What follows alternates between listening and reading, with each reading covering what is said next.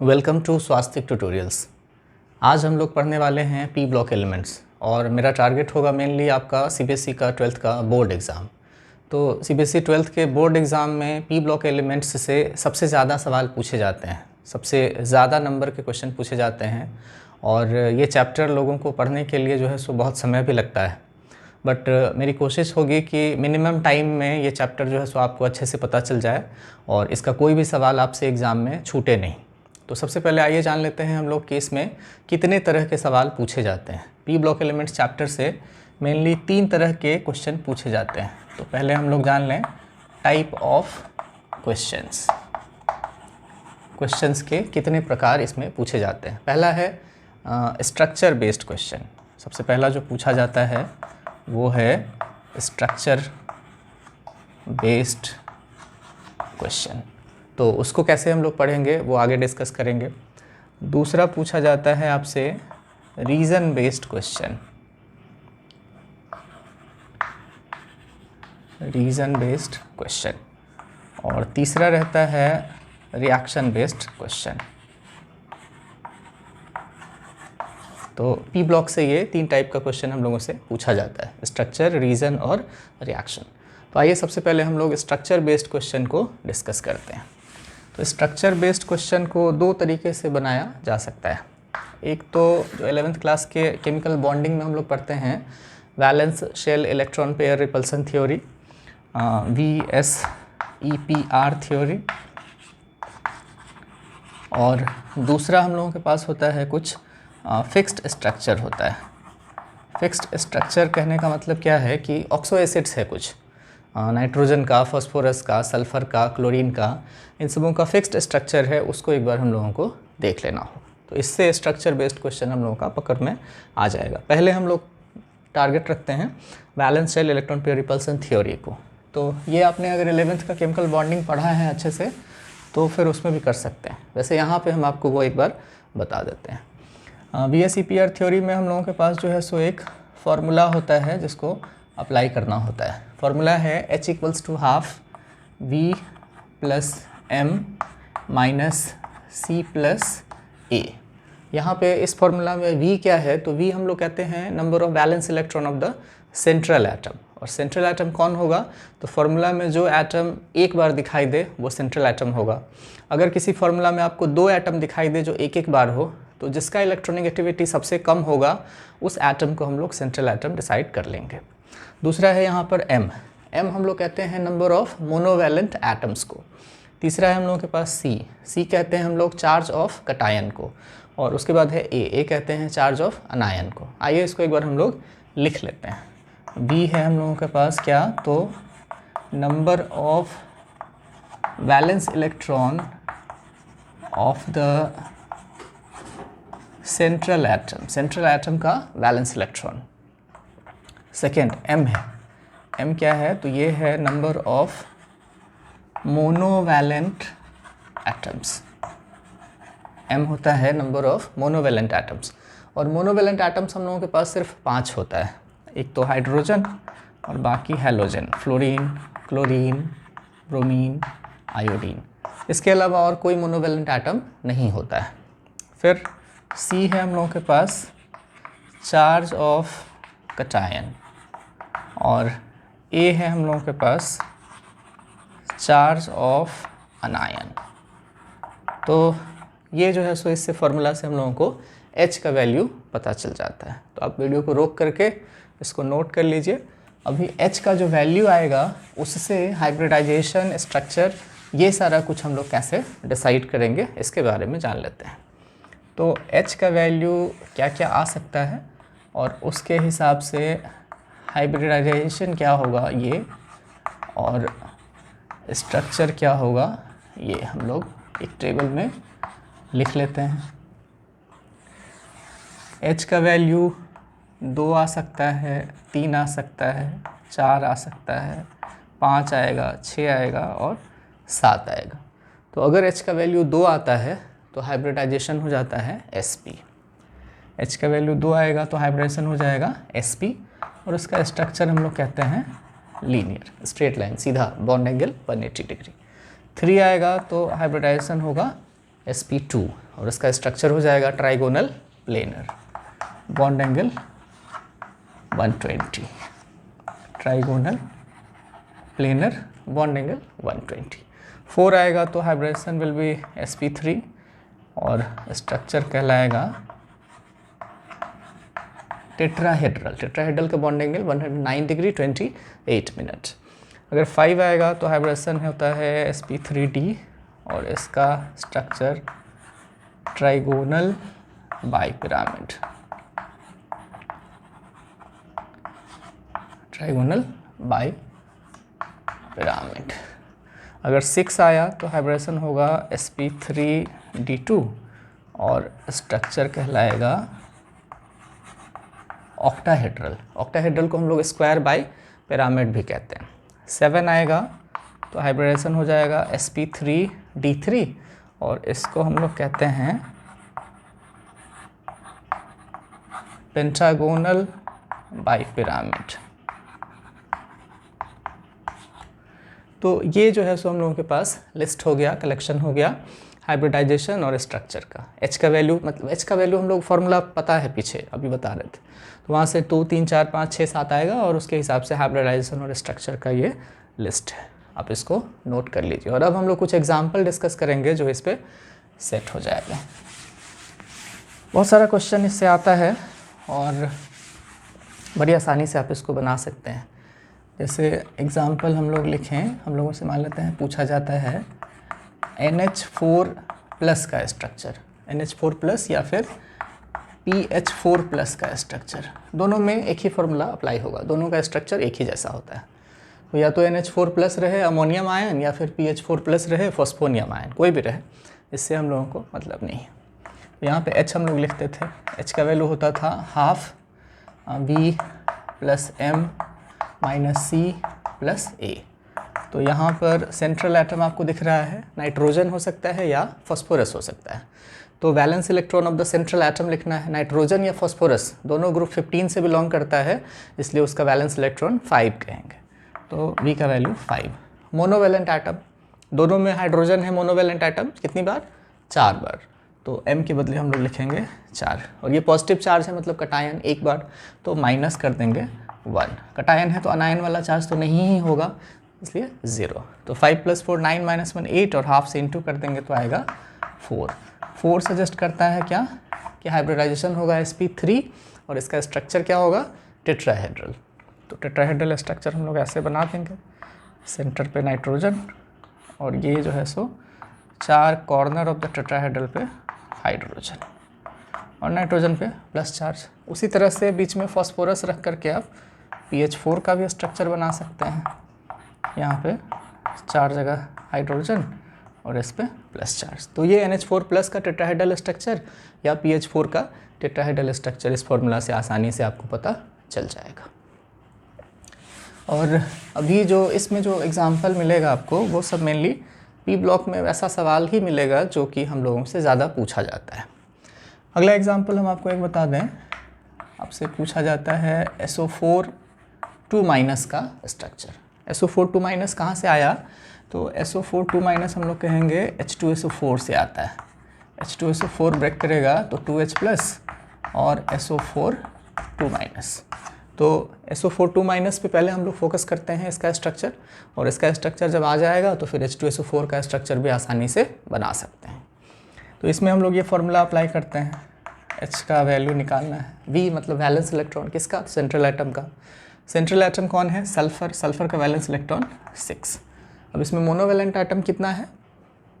Monovalent atom oxygen नहीं होता है, इसलिए बहुत सारे लोग गलती क्या करते हैं कि मोनोवेलेंट एटम लिख देते हैं 4। ऑक्सीजन तो मोनोवेलेंट एटम है ही नहीं, इसलिए वहाँ पे 4 नहीं लिखेंगे, उसके बदले लिखेंगे 0। निगेटिव चार्ज है तो यहाँ पे निगेटिव चार्ज को हम लोग ऐड कर देंगे। 2 बार निगेटिव चार्ज है तो अनायन का चार्ज ऐड कर देंगे। 6 + 2 8, हाफ से इंटू करेंगे तो आएगा फिर से 4।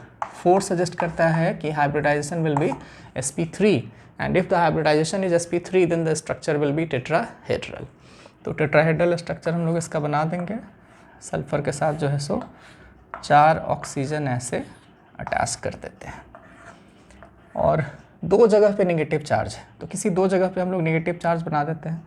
जैसे एक नेगेटिव चार्ज यहाँ बना दिए, एक नेगेटिव चार्ज यहाँ बना दिए, और बाकी जो 2 जगह बच गया है वहाँ पे ऑक्सीजन को क्या करेंगे, डबल बॉन्ड से सल्फ़र के साथ कनेक्ट कर देंगे। तो ये टेट्राहेड्रल स्ट्रक्चर आपको सल्फेट आयन का मिल गया। अब इसी में अगर आपको बोला जाए कि H2SO4 का बनाना है, तो H2SO4 में क्या करेंगे, 2 जगह जो नेगेटिवली चार्ज ऑक्सीजन है वहाँ से नेगेटिव चार्ज को हटा के H+ जोड़ दीजिए, H2SO4 बन जाएगा।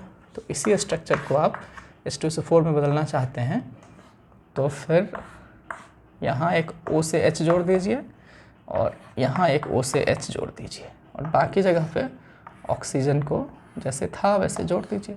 तो ये H2SO4 का स्ट्रक्चर हो जाएगा।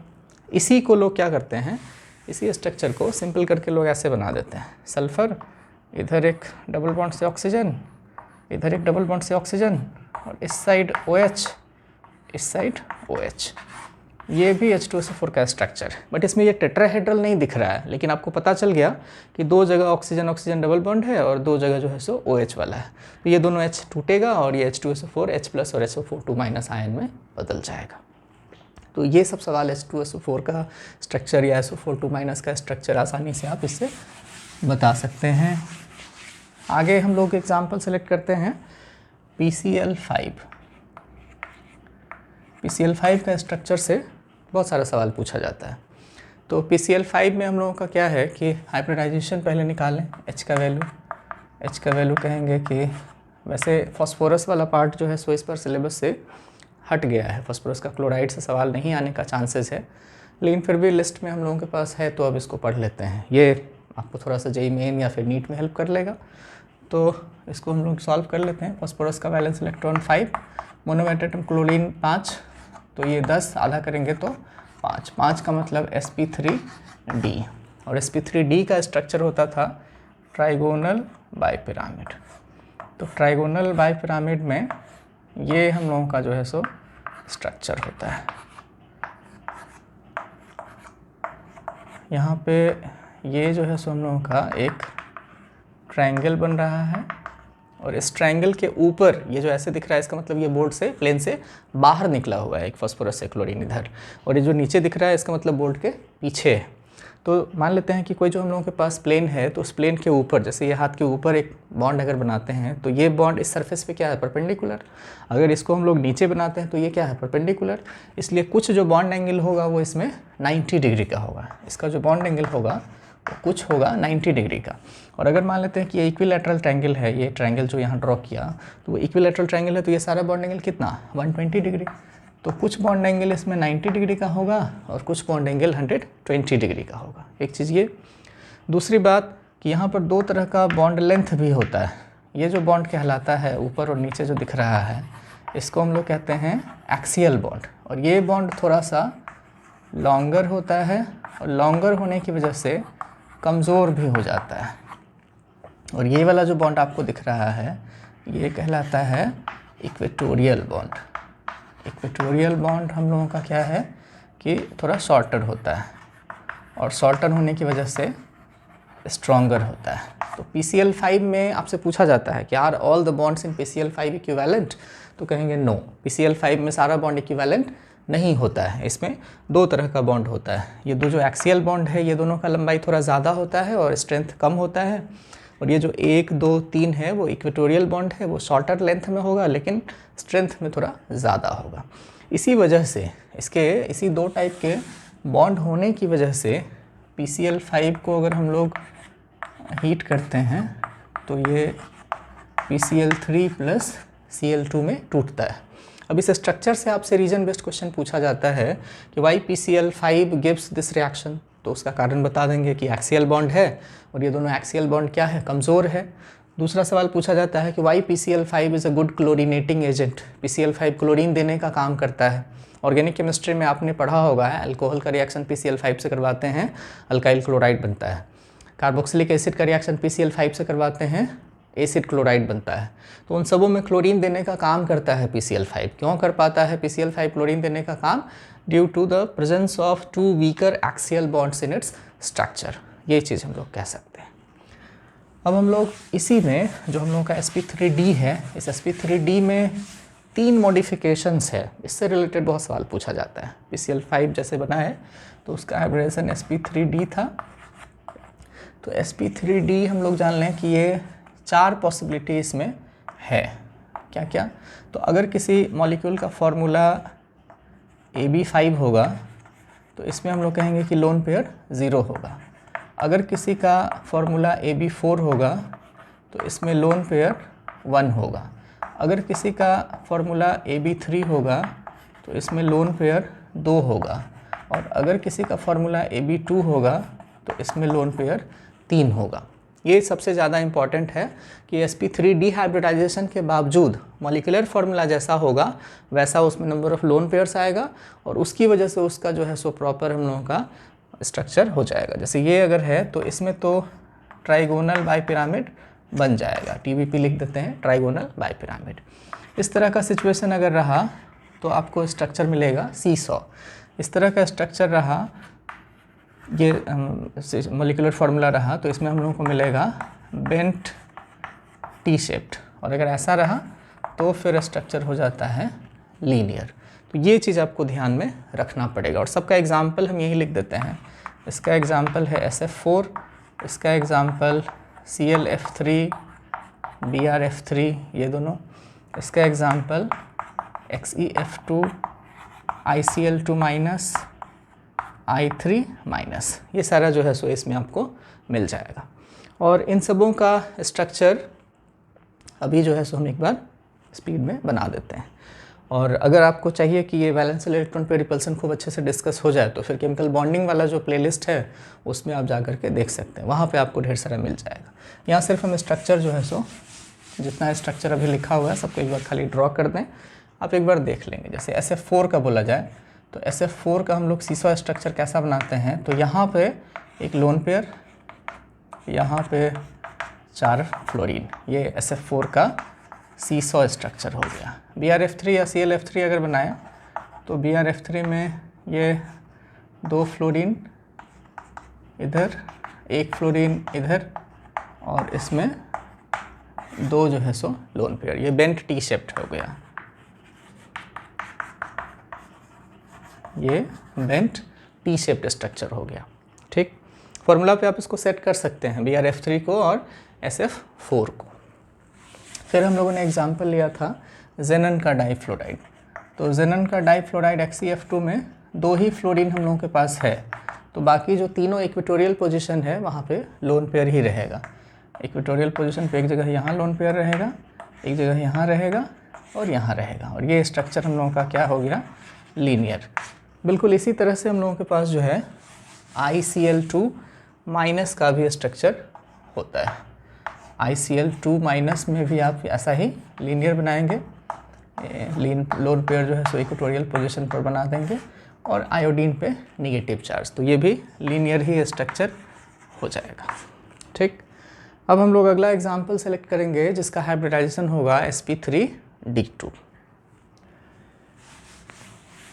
sp3d2 स्ट्रक्चर में क्या है कि अगर इसमें ज़्यादा वैरायटी नहीं है, 3 टाइप का होगा। अगर फार्मूला AB6 हुआ तब लोन पेयर 0 और ओरिजिनल जो इसका स्ट्रक्चर है वो दिखाई देगा ऑक्टाहेड्रल। अगर हो गया AB5 तब इसमें लोन पेयर 1 होगा और इसका जो स्ट्रक्चर हो जाएगा वो हो जाएगा स्क्वायर पिरामिड।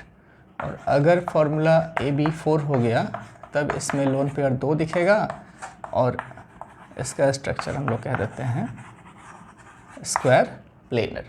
तो ये 3 तरह का वैरायटी हाइब्रिडाइजेशन जब sp3d2 होगा तब होगा। इसका एग्जांपल SF6, इसका एग्जांपल BrF5, XeOF4, ये दोनों एग्जांपल जो है सो स्क्वायर पिरामिड का हो जाएगा। और स्क्वायर प्लेनर का हम लोगों के पास एग्जांपल है XeF4, जेनन टेट्राफ्लोराइड जो है सो इसमें आएगा। तो सब फार्मूला पे सेट करके जो है सो आप कर सकते हैं। और अगला जो हम लोगों के पास है हाइब्रिडाइजेशन वो है sp3d3। sp3d3 में 2 ही पॉसिबिलिटी है। ऐसे जनरल फार्मूला अगर AB7 है तब इसमें लोन पेयर 0 होगा और इसका स्ट्रक्चर हम लोग कहते हैं पेंटागोनल बाइपिरामिड होगा। और अगर फॉर्मूला AB6 होगा तो लोन पेयर 1 हो जाएगा और इसका स्ट्रक्चर जो है वो होता है डिस्टॉर्टेड ऑक्टाहेड्रल। डिस्टॉर्टेड ऑक्टाहेड्रल का एग्जाम्पल है हम लोगों के पास XeF6 और इसका एग्जाम्पल है IF7। तो ये हम लोगों के पास जो है सो सारा हाइब्रिडाइजेशन से रिलेटेड स्ट्रक्चर और उसका valence electron pair repulsion theory कैसे अप्लाई करते हैं वो सब है। और ज़्यादा डिटेल है तो valence electron pair repulsion theory का ओरिजिनल वीडियो आप देख सकते हैं। इसके बाद हम लोग डिस्कस करेंगे इसमें कि कुछ जो ऑक्सो एसिड्स है ट्रेडिशनल, उन सबों का स्ट्रक्चर कैसे बनाते हैं।